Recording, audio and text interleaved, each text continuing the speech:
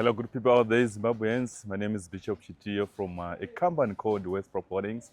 We're excited to donate over 393 hampers to disadvantaged families in the village. We decided that this year, this Christmas, we also get to share the things that we've also get from our Father in Heaven. And we thought of someone who doesn't have a meal out there in the village so that they can also have a bite on this Christmas. So Merry Christmas to all. We love you. May God bless you. Tenzi muri kwayana, mambo muri kwayana, mambo muri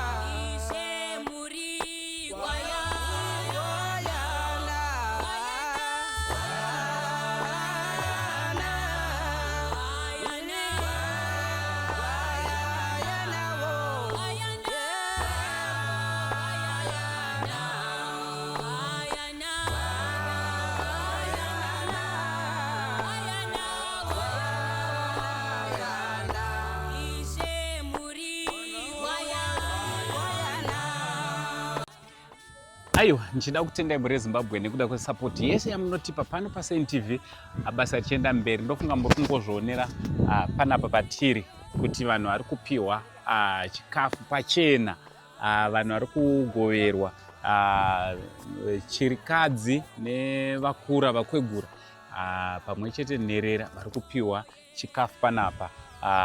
Pano panonzi paKuChabwino. Ndofunga KuChabwino vazhinji vanopaziva munzira yekuenda kushamba, nzira tichienda kushamba chibva muguta reHarare.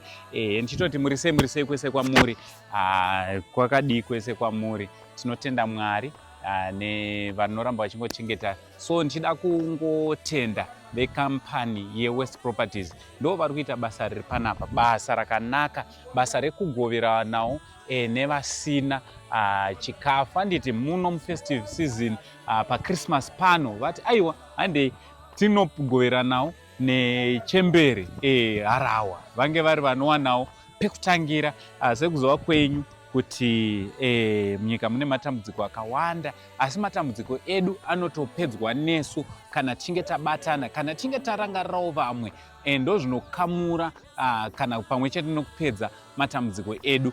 So isusu saSenTV tikati wayo handei tinobatsirana pamwe chete nevamwe mukuita basa rakanaka kudai. Ndichida kungokurudzira zvakare vemacompanies akasiyana-siyana kuti aiwa ngatidzidzeiwo pamwe nekukopa zvakanaka zvikuitwa nevamwe kuti gore parinonopera paipai. Let's give back to the community. Let's remember the underprivileged. Let's remember our widows, our widowers, our orphans, never no famba nemawitches. Ngativarangarirei zvakare vanorarama nemadisabilities akasiyana-siyana. Ameno munofungeiwo nezviri kuitwawo neveWestpro. Westpro ndo vari kuita chinhu chakanaka pano paKuChabwino. Aiwa, vasugumira panapa chete, vane nzvimbo dzavakasarudza kuti aiwa handei tinobatsirawo vamwe, vamwewo vari kunze uko, vari munzvimbo dzine vanhu vari in need. Munofungeiwo nezvevhidhiyo rino regai tikurukure nevaviri kana vatatu vawanikwa vari vanopiwawo chikafu kutiwo vari kunotiwo kudii nekuda kwechipo chavapiwawo chakadai. Aiwa, handei tinozvinzwira pamwe nekuzvionera. Good for 6 pence. Alright. Panapa panonzi paKuChabwino. Alright. Chokwadi. Tiri kuona kuti pane vauya kuzopai chikafu veWestpro. Zvinhu zvakadai zvinosichiitika here kuno kuKuChabwino? Zvavanzokiitika. Handiti? Zvavanzokiitika, tafara zvikuru. Handiti? Chokwadi. Chokwadi, havozika, even kana Christmas yange yakatosimba. Handiti? Yange yakarema. Yange yakarema. Chokwadi. Tiri kutarisa kuti pane vadhara vedu, tine chembere dziri panapa. Izvozvo. Vanhu vari kunzwa sei? vanhu vari kufara unonga rungoona unomutarisa kana kuti zvizo zvavanongoona vanhu vese vari kusekerera chokwadi. Kune vakaitawo seWest Properties nemamwe macompanies vanokwanisa kupota vachirangarirawo vamwe, mungadawo kuti kudii? Tida kuvatenda kuti dai zviri kunzi zviramba zvichiitika ka aiwa tingatovatendezvo pasi nekudenga aiwa tozwa kufara zvikuno zvavaita because vanhu anokurangirawo panguva yakadai so munhu iye anoda kuramba achirangarirwa nezvake achitendwa chokwadi. Aiwa maita basa baba, chiregai tikuregei mumhanye munogadzirira Christmas. Aiwa zvitokuzwa. Mama makadii? Tiripo makadiwo. Tiri nani? Chekutanga muri yeZimbabwe ingada kutanga kuziva kuti munonzi mamani uye kuno kwatiri ndekupi? Inini ndinonzi mai kunaka kana kuti wokutafu renyika. Kuno kunonzi kusvisva, tiri pasvisva asiri Chabwino anda Chabwino. Chabwino. Alright, perfect. Muri kunzwa sei nezvamaitirwawo izvi neveWest Properties? Isusu tiri kunzwa kufara. Tiri kunzwa kufara nekuti vamwe vanhu tenge takatopererwa kushaya pekutangira. Saka toda kutenda nebandiko ratipa chikafu chekuti tidye. Tiri kuti ngavarambe vakadaro. Alright. Manga makazvitarisira here? Tenge tisina kuzvitarisira. Saka tiri kutotarisirawo kuti ngavaitirawo vamwe vasina nekwasina kupihwa kuti tese ngavatiitirawo sezvavatiitirawo pano. Handiti? Aiwa tinotenda. Ndofunga muri kungozvinzwira mafood hampers handiti? Avapiwa. Mama muna makasimba here? Tiripo makadiwo. Tiri nani? Muri kunzwa sei nezvamaitirwa? Tiri kunzwa kufara nekuti mhuri yake enda koguta kumba kwe kune nzara tisina chokubata saka tiri kufara zvekuti handiti? nekuti tararamisiwa mhuri. Aiwa tinotenda. Muchida kutiwo kudii? Kune vamwe vemakambani kunze uko vanokwanisa kunge vari vanotobatsirawo vamwe, mungadawo kuvakurudzirawo kuti kudii? Tiri kukurudzira kune makambani angafanira kubatsira kuti dai vangoramba vachingobatsirawo vanhu kuti takawanda muZimbabwe munotoda kubatsirwa, vamwe vane nzara vari kushaya asi dai vangoramba vachingoenda mberi ngobatsiridza vaisi vanoshayawo. Handiti? Chokwadi. Aiwa tinotenda. Makadini? Tiripo makadiwo. Tiri nani? Tiripo. Muri kunzwa sei nezvamaitirwa izvi? Ndikuona mune machikafu pamberi penyu. Aiwa tiri kufa asi ninongoti Mwari ngaawedze mazuva kurarama panyika, varamba vachipa vanhu vachibatsira vanhu panyika, Mwari wavachengete. Handiti? Aiwa tinotenda. Aiwa maita basa. Ndofunga muri kungozvinzwira vana mama panapa vari kufara nekuda kwezvavaitirwa. Thank you so much. Aiwa ngatikurukurei zvakare nevamwe muchizvinzwira mazviita.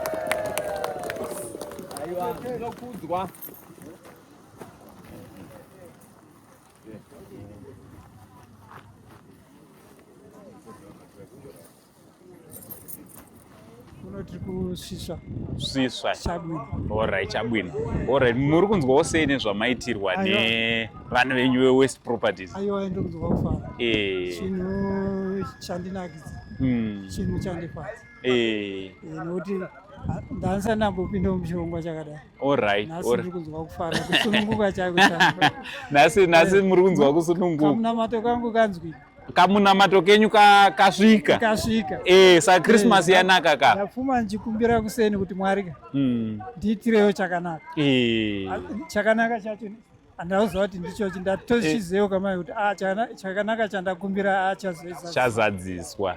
Aiwa tinoti makorokoto kana minamato ichipindwa sezvo zvinhu zvinodi zvinhu zvinofadza.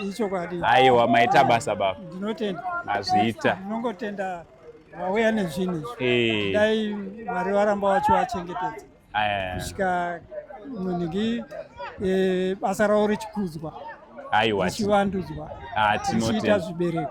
Amen. Ndinotenda. Aiwa tinotenda. Ndofunga mabva manzwa munamato wasiwa nasekuru vakati aiwa mabasa evavaitira zvakadai ngaavandudzwa apudzwe mberi vaitwe zvakanaka. Aiwa maita basa. Tatenda.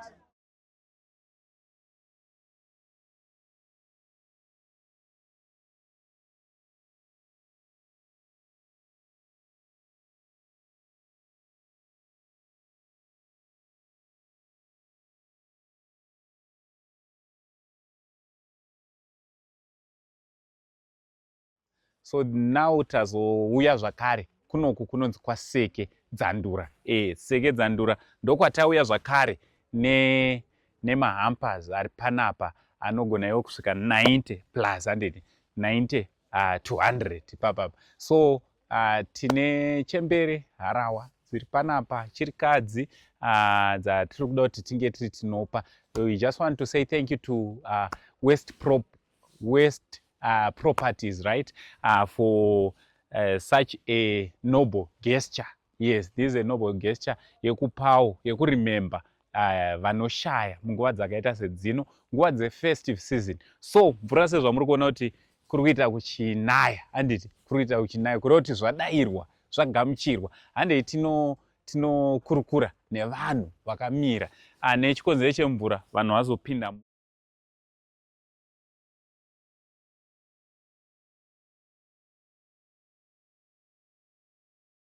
Makanaka Jesu munoshamisa, munoite minyanya nezvirati. Makanaka Jesu munoshamisa, munoite minyanya nezvirati. Munoite minyanya nezvirati. Munoite minyanya.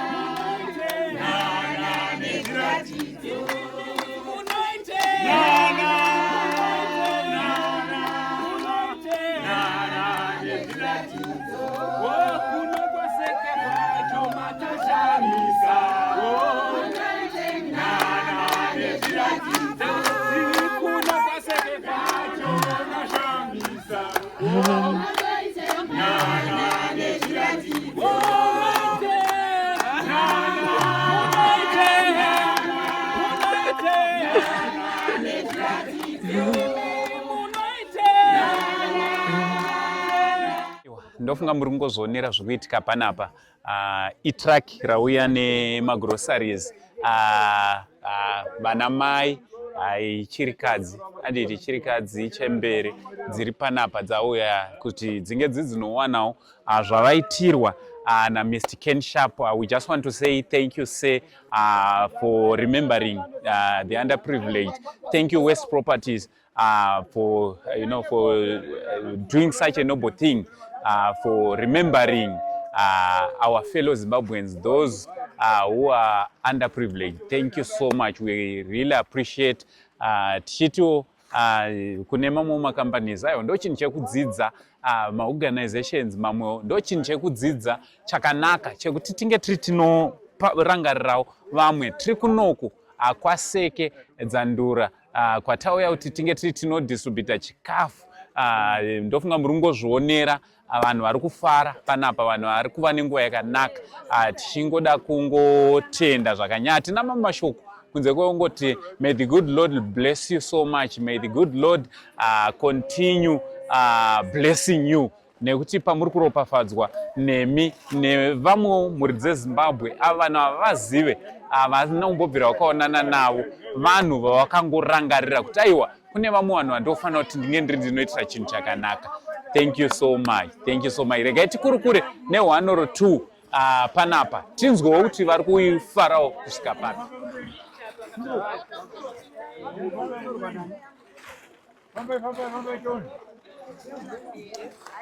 Alright, pamusoro vanenge vawanaka ngatingomirai takaita line kuitira kuti tibve taziva kuti upfu uri kuuya papi. Ngatingomirai takaita line. Mirai pamberi pamuri ipapo, but mongoona kuti muri muline, saga renyu riri pamberi. Nyuma tiri nani. Tototi Christmas box ya. Aiwa maita basa, tinozvitenda chaizvo. Atipawo Christmas box isu vanhu vechikuru. Tinotenda. Aiwa maita. Vanonzi Mr Ken Sharpe neWestpro. Vakuitirai chipo ichi manga makachitarisira here? Aiwa tasambotarisa tatozongonzwa tatozvishamisika taungonzwa onzi uyai. Makutongonzi uyai. Uyai tikati tikagosvika taragira tikati nemvura tinongonayo. Aiwa maita basa tozvitenda. Tinovatenda handiti? Vaitawo. Aiwa tatenda. Gogo makasimbe. Pangu makadiwe. Tiri nani? Christmas box. Tinongotenda neChristmas yamatiigira. Tinotenda. Tinotenda. Zvavatiti. Vari kukuona Mr Ken Sharpe mungadawo kuvatiwo kudii? Ndinoda kuvatenda kuti zvavatiitira tarisingazvitarisiri. Tinongotenda nezvavaita, mara vaitire zvakanaka. Ameni, ameni. Vanzwadzi makasimba? Makasimba here. Tiri nani? Tototi Christmas box. Aiwa, ndiyedu tese Christmas box nemimatifadzawo Christmas yakadai. Handiti, kune vamwe wakatarisa vanogona kutopawo vamwe maChristmas box akadaiwo semafood hamper. Mungadawo kuti kudii kwavari? Ndoda kuti varopafadzwe naMwari vagowedzerwa pane pavanenge vatapudza ipapo. Handiti? Aiwa mazviita. Ndofunga muri kungozinzwira, muri kungomuona mufaro uri kunoko. We just want to appreciate Mr Ken Sharpe together with neWestpro for such a noble thing chamaita chekuwanikwa muri munopa kudistribute mafood hampers to the underprivileged, to the elderly here in Seke Dzandura. Thank you so much. Also, we just want to encourage some other organization to do, to give back to the community, just as Mr Ken Sharpe together with West Properties have done here in Seke. Also, remember, we're coming from KuChabwino. Yes, we just came from KuChabwino and we proceeded to Seke. Thank you so much. So regeti taure nevamwe zvona muri kusekera tototi Christmas box. Aiwa, totenda neChristmas yamatiga. Mwari akuitire zvakanaka. Tinotenda. Mungadawo kuti kudii kuna Mr Ken Sharpe pamwe chete neWest Property? Aiwa, tinoti Mwari akuitire zvakanaka, dai Mwari aramba kuchikuedzera makore panyika. Tinotenda. Amen. Titende makasimba here. Tiripo makadii? Tiri nayo Christmas box. Aiwa, tese ndimatigira Christmas. Tinotenda. Mungadawo kuti kudii kune vakuitira chinhu chakanaka? Aiwa, ndinotenda kuti dai Mwari aramba ainemi zvakanaka, tirambewo tichiwanawo padiki nepadiki papo. Zvichingodaro tichingoramba tichipinda muChristmas zvakanaka. Tatenda. Mazviita. Gogo, how are you? Tiri right, mwanangu makadiko. Namachitaura chirungu amuchachide. I'm fine, and you? Yes. Yeah, so today we're here in Seke where we are distributing some food hampers. What do you want to say to Mr Ken Sharpe, who is the leader of West Properties? Ndakutaura neshona ndoda kutenda kunaiwo baba vakutumai mimi kuti muuye muzotibatsira mutipo mahamba ekuti tiwane kuti tidyewo zvakanaka tiri muChristmas. Toda kupa mbiri nokukutenda kuti Mwari iyeye ngaawedzere patapudzwa naiyeye mukuru wechechi yenyu. Toda kukutendai. Amen. Wekampani. Mudzokezve. Alright. Kwete kubva maenda kuti vamaenderatu. Aiwa, tinotenda baba makasimba here. Tiri nani? Muri kutowo kudii? Sandi mufaro wandinawo. Uri kuoneka kuti ndatopindawo machena paChristmas apa. Ndazvitadza. Mwari aramba achikomborera kudaro makore nemakore. Tinotenda. Regai titaure newe kutipedzisira mama makasimba here. Aiwa, tipe makadiwo vana. Tiri nani? Toti Christmas box. Tinongozvitenda isu kuti maita henyu matipawo Christmas box isu wekwamurehwa sokomurehwa. Ndimana sokomurehwa vari zvavo muno maseke. Tatenda manguwewe. Mazvita maita mutirangarirezve zvakare. Handiti? Tine hama dzedu dziri kuku. Alright. Tatenda mama. So ndofunga mangozvionera kuti vanhu vari kufara panapa kunoko kwatauya na Bishop Chitiyo. Yes, Bishop Chitiyo is here. Sadunhu vari panapa. Tambokurukura zvakare tichitipawo chipamwe. Handitika. Aiwa, tiri kungotenda Mwari kuti Mwari akuitire zvakanaka. Zvirambe zvakadaro. Muri kuona kufara kuri kuita mhuri yangu nhasi.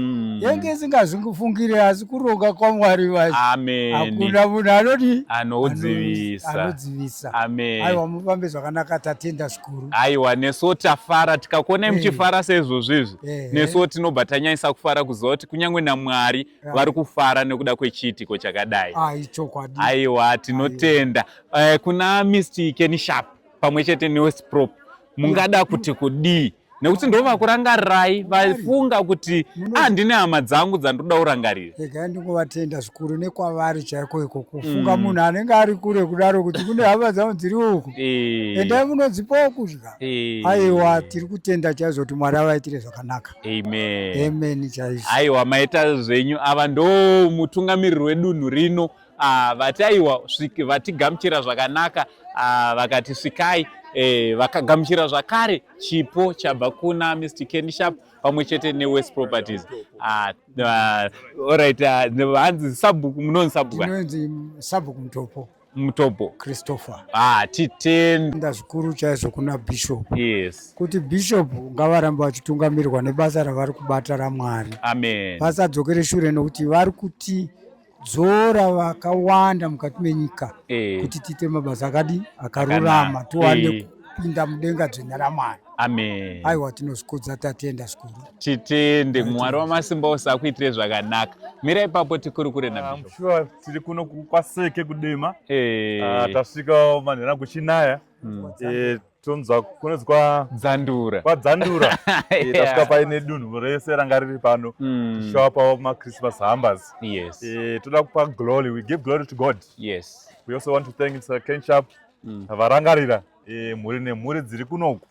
Tonzwa kufara nemanyukunyuku kuti takwanisa kupa mhuri dziri panapa kuti vaone chekudya panguva neChristmas. Amen. Mwari akuropafadzei, musare zvakanaka.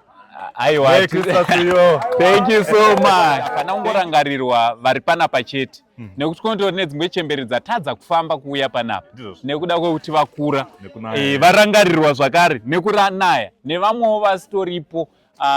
Chandangofarira ndechekuti zvinhu zvachona zvese zvine gwara rakanaka. So Bishop, thank you so much. Everyone is happy. Of course, giving glory back to the Almighty. Thank you. Thank you so much.